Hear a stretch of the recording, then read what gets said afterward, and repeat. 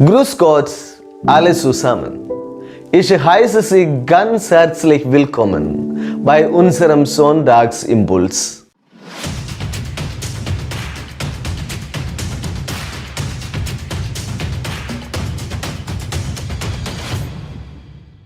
Heute ist der 26. Sonntag im Jahreskreis. Und das Thema an diesem Tag lautet der dritte Sohn. Dazu hören wir einen kleinen Abschnitt aus dem Matthäusevangelium, Kapitel 21, Vers 28 bis 32. Aus dem heiligen Evangelium nach Matthäus. In jener Zeit sprach Jesus zu den Hohenpriestern und den Ältesten des Volkes: Was meint ihr? Ein Mann hatte 2 Söhne. Er ging zum ersten und sagte: Mein Sohn, geh und arbeite heute im Weinberg. Er antwortete: Ja, Herr, ging aber nicht. Da wandte er sich an den zweiten Sohn und sagte zu ihm dasselbe. Dieser antwortete: Ich will nicht. Später aber reute es ihn, und er ging doch. Wer von den beiden hat den Willen seines Vaters erfüllt? Sie antworteten: Der Zweite. Da sagte Jesus zu ihnen: Amen, das sage ich euch. Zöllner und Dirnen gelangen eher in das Reich Gottes als ihr. Denn Johannes ist gekommen, um euch den Weg der Gerechtigkeit zu zeigen, und ihr habt ihm nicht geglaubt. Aber die Zöllner und die Dirnen haben ihm geglaubt. Ihr habt es gesehen, und doch habt ihr nicht bereut und ihm nicht geglaubt. Evangelium unseres Herrn Jesus Christus. Lob sei dir, Christus. Liebe Schwestern und Brüder, liebe Kinder, wieder einmal ist Jesus mit den Hohenpriestern und Ältesten in Streit geraten. Er erzählt das Gleichnis von den beiden Söhnen eines Weinbauers. Die sollen in den Weinberg gehen, um dort zu arbeiten. Der Weinberg ist im religiösen Sinne die Schöpfung Gottes, steht für die gesamte Welt oder für die Christenheit. Der erste Sohn will nicht im Weinberg arbeiten, aber er will auch keine Scherereien. Deshalb zieht er sich mit einer Art Notlüge aus der Affäre. Ja, sagt er und geht weg. Der zweite weigert sich ganz offen. Dann aber überlegte er es sich anders und geht doch in den Weinberg. 2 Fragen des Herrn rahmen diese Geschichte ein. Die Antwort ist klar. Die Angesprochenen merken aber noch nicht, dass der Herr sie meint. Natürlich hat der zweite Sohn den Willen des Vaters erfüllt, sagen sie. In einer raschen Wendung erhält die an sich unkomplizierte Geschichte eine Tiefe, in der sich das Drama der Liebe Gottes und der Halsstarrigkeit des Geschöpfes widerspiegelt. Jesus spricht hier zu selbstgerechten Menschen, die sich für treue Beobachter des göttlichen Gesetzes halten. Menschen, die meinen, die Mahnung Johannes des Täufers gingen sie nicht an, im Gegenteil, ihm müsste widersprochen werden.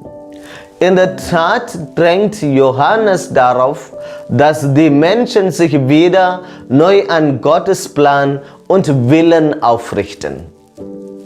Menschen sind hier angesprochen, die zwar ein rhetorisches Ja zum Glauben sagen, sich in den verschiedensten Frömmigkeitsübungen ergehen, aber im Grunde gerade durch dieses Verhalten sich selbst den Weg zu wahrer Umkehr und Reue versperren. Jesus vergleicht sie mit dem Sohn aus der Geschichte, der zwar Ja zum Vater sagt, im letzten aber nicht dessen Willen tut. Und damit hebt er das Gleichnis aus dem zeitlichen Kontext seines Erdenlebens hinein in die Geschichte der Kirche in der Aktualität jederzeit, auch der unsrigen. Dieses Gleichnis gilt auch uns heute. Wir kennen doch nur allzu gut aus unserem eigenen Leben die Kluft zwischen Denken, Reden und unserem Tun. Wir wissen doch, wie manch guter Vorsatz eben nur Vorsatz bleibt, aber nie zum Grundsatz unseres Lebens wird. Und wir kennen doch auch den inneren Widerspruch, der sich meldet, wenn wir uns mit den Gott geschuldeten Gehorsam konfrontiert sehen.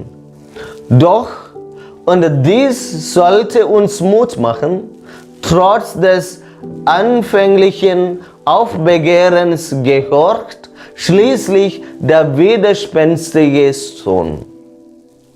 Damit, so konnte manch einer sich denken, hat diese Geschichte für uns eigentlich gar keine Bedeutung mehr. Wir wissen ja, was Jesus will. Wir kennen doch seine Predigten und seine Taten. Uns betrifft das doch gar nicht mehr, das ist doch soweit klar. Doch genau das ist die Falle, in die die Hohepriester und die Ältesten schon vor 2000 Jahren getappt sind. Wie aber kann uns der richtige Umgang mit dem Auftrag Gottes an uns, der wahre Gehorsam gegenüber Gott gelingen? Da ist noch ein dritter Sohn. Dieser dritte Sohn hat ein ganz klares Ja gesagt zum Willen des Vaters. Und er hat dieses Ja gesagt, obwohl er wusste, das endet in der Erniedrigung am Kreuz. Dieses Ja hat er am Ölberg mit Zittern und Zagen und mit Kämpfen durchgehalten.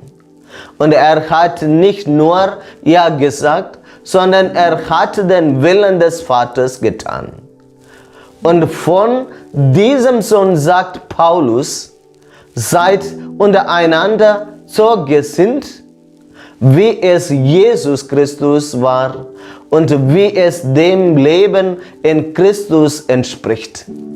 Habt untereinander diese Gesinnung, Ja zu sagen zum Willen Gottes und dieses Ja dann auch zu tun. Und was kommt dann dabei heraus? Darum hat ihn Gott über alle erhöht. Amen. Zum Ende möchte ich Ihnen noch einen kleinen Witz erzählen. Der Pfarrer ärgert sich jeden Sonntag, dass einige Leute zu spät zum Gottesdienst kommen. Daher hängt er ein Schild an die Tür. Wer zu spät kommt, stört. Am nächsten Sonntag hat jemand heimlich darunter geschrieben, aber er kommt. Ich danke Ihnen sehr herzlich für Ihren Besuch und Ihr Interesse an diesem Gedanken zum heutigen Tag. Ich wünsche Ihnen noch einen schönen Sonntag, eine gute Woche und bleiben Sie gesund. Ich würde mich sehr freuen, wenn wir uns hier auf diesem Kanal am kommenden Samstag wiedersehen würden. Tschüss.